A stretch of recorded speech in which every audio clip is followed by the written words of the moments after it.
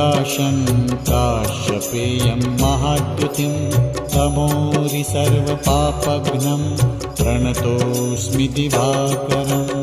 ॐ ह्रां ह्रीं ह्रौं स्वः सूर्याय नमः। ॐ ह्रां ह्रीं ह्रौं स्वः सूर्याय नमः।